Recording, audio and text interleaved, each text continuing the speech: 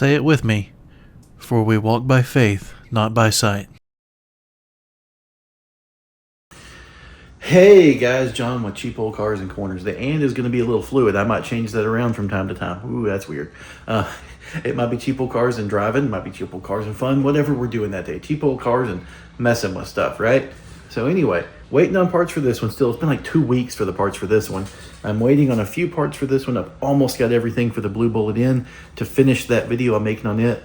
And then the red V6 out there, we're getting some different parts. We're going to do some suspension mods on it. Getting close on that one. I've been waiting for parts forever. I've been making more videos in my office, which is not what I want. I want to be out here in the garage. This video is going to start here in the garage and move to the office, okay? I've got some business stuff to talk with you about, and there's some stuff that needs to be said about the channel, okay? It's all good. It's positive things, but there's some stuff that needs to be said. There's some stuff we got to go over, and I want to be open and transparent with you guys. So here's the cars. We're starting out looking at cars. Now let's go ahead and move into the office and talk about the rest of it. Hey guys, so I'm putting this here at the end of Tuesday's video, and it's going to be a little bit more of an explainer about the shirts that we're doing. You're going to start seeing in my videos little shirt commercials and maybe hat commercials too at the start of them. And I want to explain that because it maybe seems odd for a channel with, well, currently less than 500 subscribers. So I need this. I really want this YouTube thing to work. I really do. I want to make this not just a fun thing I do for making videos. I do enjoy making videos. I really am enjoying everything I'm doing here. I want this to be a business. I want this to be a source of income for my family. I've talked about that in some other videos. You know, I'm a pricing analyst by trade, and so I've done logistics for 15 years, and I've done pricing analytics for 10 years. And you know, if I got to go back to that, I got to go back to that. But right now, I really want to see if I can make this work. And so when you're doing stuff like this, like YouTube, you know, you eventually can get to a point where you can make ad revenue. I don't know if I'm going to be doing live streams and like super chats and stuff like that. You know, maybe that can make sense for some things if you just kind of want to chat about different cars or something with my audience, or with you guys, you know, not my audience. That sounds weird, but with you guys. And so that might be something that we do, but I don't know. The super chat thing seems to be more for like video game content and live stream stuff like that. I don't know if that's me. But what you got to do is you have to have multiple streams of income. So eventually I'll get to the point where I'll be able to get ad revenue. But this channel, it's slow growing, and it's fine. That's great. I'm very happy that right now I have 429 subscribers. 429 of you click that subscribe button. I'm still mind blown. I'm still mind blown about like 80. And I think I made a video at 100 where I was like, thank you guys so much. This is crazy. Yeah, like, I'm shocked. 429 people have clicked that button. And let's grow it to 100,000. Let's grow it to 1 million. 1 million seems like that's a lot. 1 million might be my end goal. I don't know if I ever want to be huge. The channel will change over time, though, if I can get it to start making revenue and first off paying my bills and then making revenue beyond that. The channel will change. What I do want it to become eventually is not car reviews, but I would definitely like to have at least a series within the channel. There's going to be stuff that's like legit street cars where I get something and modify it, fix it up, and change it and make it better. But then I'm not just going to stop there. I'm going to take it out and I'm going to, you know, probably go to like Hallett. Or go to Hallett's road course, or maybe go to do some autocrosses, and then modify the car from there, tune it, fine tune it, get it right. You know, maybe the shocks that I pick that everyone says is this, maybe those shocks don't work for me, and I need to go a different way. And I want to be open and honest and show all those things, right? But I want to use the cars. That's the main thing. I don't want to just build the cars. And I know there's a lot of channels that just kind of build, and then at the end of the video they take it out for 5 minutes and drive the car a little bit maybe. I want more driving stuff. Obviously the driving stuff is a little bit more difficult to make entertaining. I'm working on that. I'm thinking about ways to do it. So anyway, so that'll be one kind of series, is like working on cars, fixing them up, doing some, you know, maybe even get into painting cars and stuff. I've painted cars in the past, not a lot, I've done it, but, you know, then obviously get into bigger things. When there's more money to mess with, then you can get into like bigger mechanical projects, right? Rebuilding engines, maybe even rebuild some transmissions. I've never rebuilt a transmission. So, you know, I do want to grow it on that side, but also one thing I want to do is grow this car collection that becomes eventually what I'm kind of dubbing the America Museum, right? And it might not be all U.S. cars. Most of it will be. That's kind of what I like.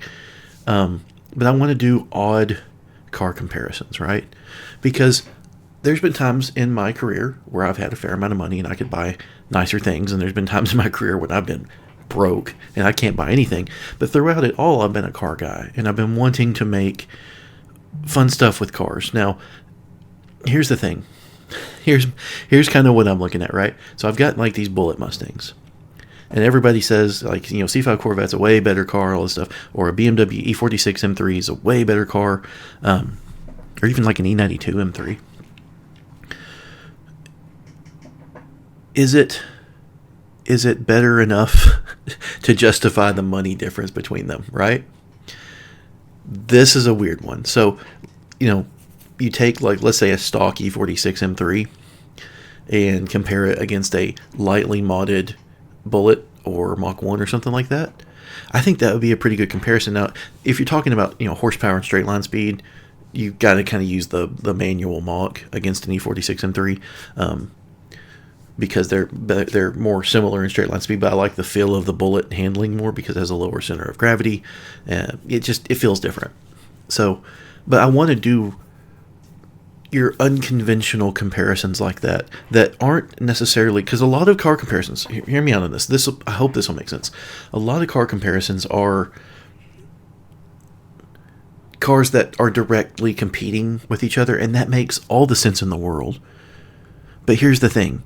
When you don't have a lot of money to spend on the car, do you need to save up that extra $10,000 to get this one that everybody says is great? You've never driven one of those. You've never experienced it. That's kind of the boat I'm in right now. I've never driven a lot of these cars, right?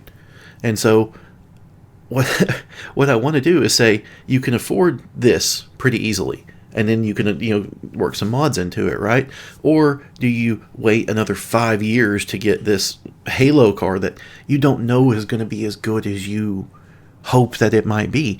And you might get it, and it's not as good as you hoped it might be. And you're like, dang, if I would have just bought that one car that came up years back, I could have been having fun for 5 years now.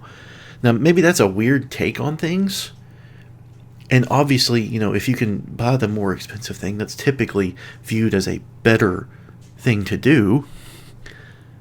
But is it, right? And so what I want to do is do car comparisons where I say, here's what I'm getting out of this one for this amount of money, and here's what I'm getting out of this one, or let me do it. Here's what I'm getting out of this car for this amount of money, and here's what I'm getting out of this car for this amount of money. Is it really worth it? Now, all that will obviously come down to, is it worth it for me? But maybe it can give you guys a different perspective on things, and maybe it can help you better decide what you really want to spend your money on. It's a hill that I will die on, that the 01 Bullitt is a very fun to drive car in corners. I'm not going to say it handles great, okay? But it's very fun and very rewarding. It's not quick in a straight line. It's only going to have as much lateral grip as the tires will allow. I mean, I could put crazy grippy tires on it and get over a G in the corners, right? But, obviously, you're going to run into issues where if you're that much lateral acceleration is going to make the suspension bushings and design do things that it was not intended to do. And maybe you get some weird. I've had some corners where I'm going around the corner and there's one little bump, but it causes the rear end to start doing this thing. And you can tune a lot of that stuff out. One thing I do run into, and one thing I really want to test for, is when I start modding these Mustangs. I've got, I don't remember exactly how much, I've got 14 or 15 into my Blue Bullitt out there, and I kind of want to do the Cobra independent rear suspension, because that's supposed to make it do a lot better in bumpy corners, and most of the roads around here have bumpy corners. If I was doing flat roads, autocross, or road courses and stuff like that, flatter corners, a Panhard bar in the rear would be enough. It'd be perfect. It would hold the rear end side to side in place, and it would be fine. It would handle better than it does now, because it'd be able to hold its grip in the corners, and you have better exit speed because you have more grip to apply throttle earlier and everything. So, but what I'm looking at here is there was a time where the Cobra IRS was pretty cool and made sense, because you could get it for $1,000. I'm talking an 03, 04 that already has 355s. I think they have 355s. Anyway, and the 03 has that extra brace that goes under. and different, stronger axles and everything. You can obviously get a 99 or 01. Then but if you get one of those, you have 327 gears, and so you're immediately looking at it probably a gear change in those.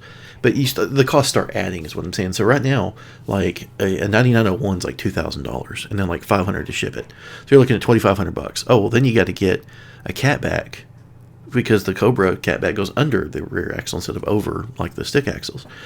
So then you're looking at, another, let's just say 2,000. They're like 1,700-1,800 for a nice Cobra catback. Let's say 2,000.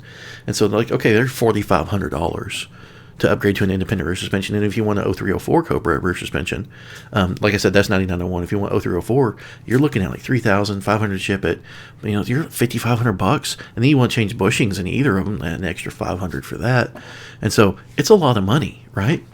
And if I've already got 14 in a car, and then I want to change the rear suspension, well, at that amount of money, I'm pushing close to $20,000 in this car. You know what else is $20,000? A C5 Z06. So it kind of goes, okay, do I want to spend this much money on this car? This is the thing where, okay, maybe it does make sense to wait for that better car, but then again, is that better car really that much better? Because people have a bias. I'm trying not to have a bias. Like, I've got these Mustangs, but I've had F-bodies. I want other things. I want to compare them all and be very open and honest with you guys about this stuff, but I've never been super biased. I've never been like, Ford's the best, Mustang's the best, because it's not. It's a car. It's like plastic, rubber, metal, and glass in different shapes than a Camaro, right? That's all it is. Made by a different company. Different company made the money when it was originally sold. But it's the same materials in slightly different shapes to make a different car. And so I am not... I'm trying not to be biased at all, right? And so, if somebody goes and buys a Corvette, they're going to say the Corvette's the best. Somebody goes and buys the Lotus, they're going to say the Lotus is the best. What actually is worth spending your money on? That is, do you buy the $10,000 car and put 10 in it? Or do you just buy the $20,000 car? Is that $20,000 car really worth that much more? Then it comes down to looks, and looks are subjective and everything. But what I'm saying is there's a lot of content here I can make. There's a lot I can do with these weird comparisons, okay? And that's what I want to do, but I don't just want to... I want to have the cars too. I want the cars to be mine and have a fat warehouse that looks like Jay Leno's garage, except it's all like 90s and 2000s stuff, right? Maybe like I might cut it off at like... I'll probably cut it off at the recession, the '08 recession for most cars. There'll be cars that will go past that. Mustangs, Camaros, Vettes, I would go past that a little bit. But there's not a lot of stuff beyond that I like. So let's look at these shirt designs, okay? So this is to get to what I was talking about earlier with the different things and everything, what I wanted to do is make this make revenue and make this make money. And the ad revenue is part of it, but I'm going to try to start selling shirts, okay? So this is on the program called Canva. And that's where I make like my thumbnails, if I can get this to pop up. Yeah, make my little silly thumbnails. And here's one I came up with. I was like, I like this kind of early 90s retro thing. And so I made this, and then I made this. So like we got corners in this one right here, and then we have racing, right? And this was the whole idea. And you might have seen on my channel. It was Cheap Old Cars and Audio. And I've changed it to Cheap Old Cars and Corners now. The "and" is always supposed to be fluid. That was the intention from the start when I came up with this name. So it's Cheap Old Cars and what? Now, I might actually eventually change the channel name to Cheap Old Cars and Fun or something like that. I'm not sold on fun yet. It was something there that is kind of all-encompassing because I don't want it to just be corners. We might do some drag racing. One thing I'd really like to do is a drag and drive event. The 5 days, go to 5 different tracks and everything. That would be super fun. Take my son out and go for a week and do that. So there's not going to just be corners on the channel. Eventually, I'd like to get into much more. But right now, I'm working with a limited budget. So I'm asking you guys to help me with the limited budget part of it.